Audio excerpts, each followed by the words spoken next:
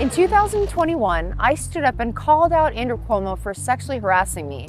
His cronies attacked me, but more victims came forward and we took him down.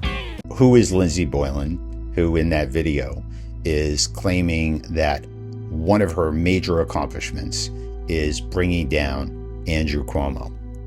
Let's look at what she did. Lindsey Boylan has been a perennial candidate for office. She's run for Congress.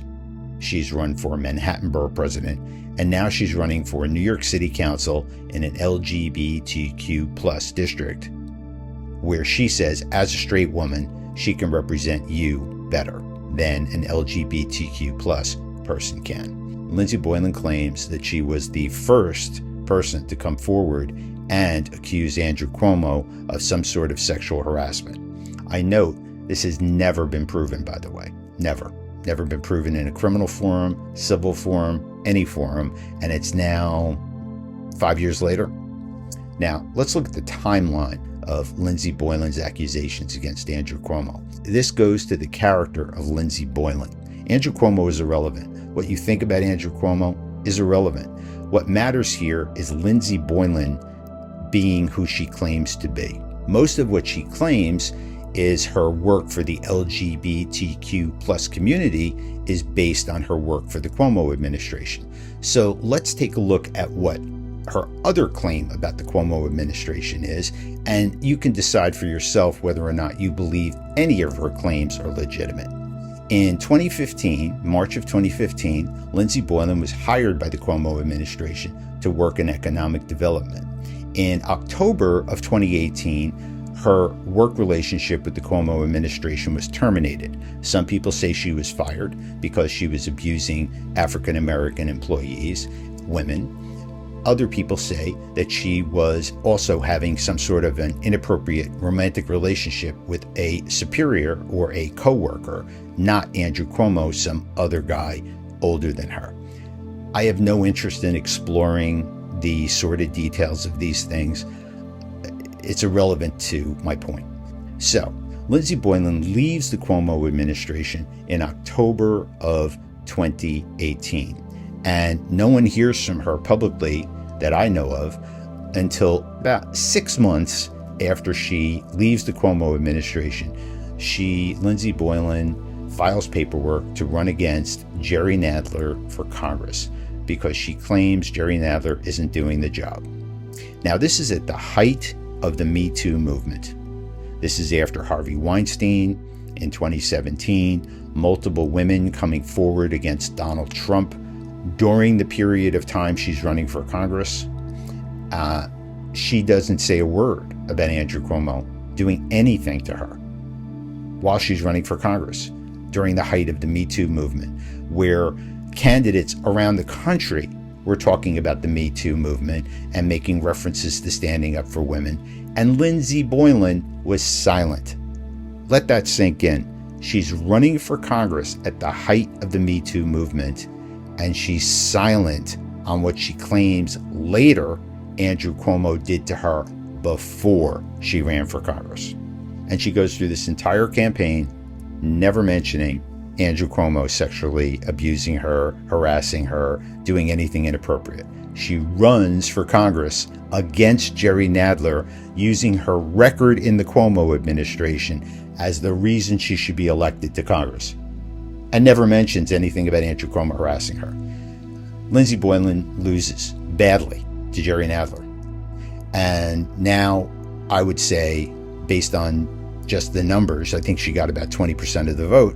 Her political career was in jeopardy. This woman, who obviously is very ambitious, was not going very far, having gotten 20% of the vote in a Democratic primary in Manhattan. So a little more time goes by.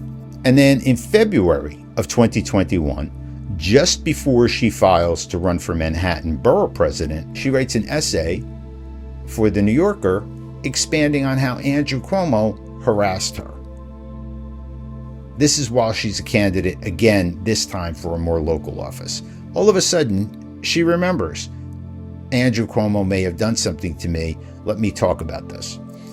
Now, I personally don't believe Lindsey Boylan. I think she's a fraud.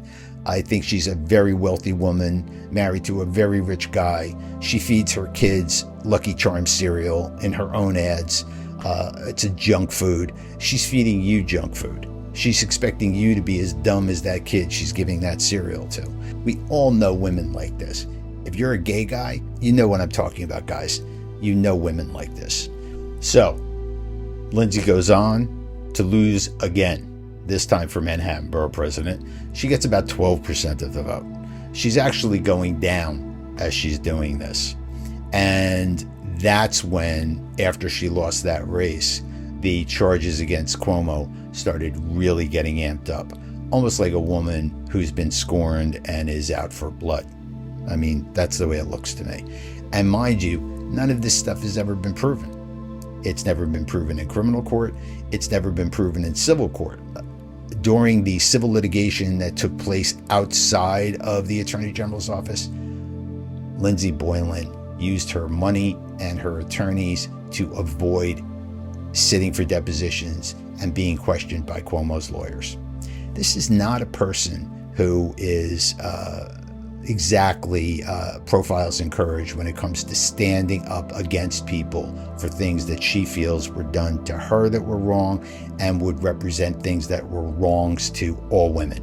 I'm a law school graduate. I've been involved in a lot of litigation, both as a defendant and as a plaintiff. And I can tell you, I've never avoided a deposition. I like stating my case in depositions under oath, because anybody who really feels like they are right, whether they're a plaintiff or a defendant, you want to tell your story under oath. You want to tell your story. You want to get to court. You want to be heard.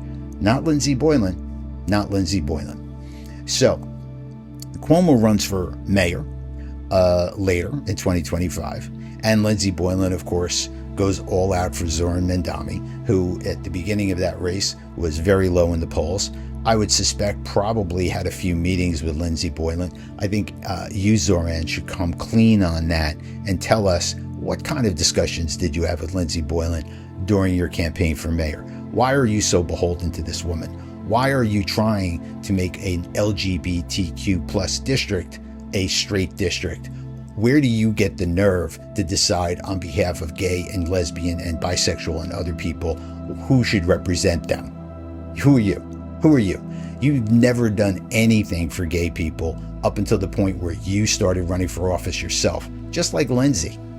You're just like Lindsey. You only start walking the walk and talking the talk when the time comes and you're running for office. You've only mentioned gay people once on social media between your youth, where you're defending Palestine and you're doing everything else that you're doing on behalf of the Palestinian people from not from this country. You've said nothing about gay rights in this country.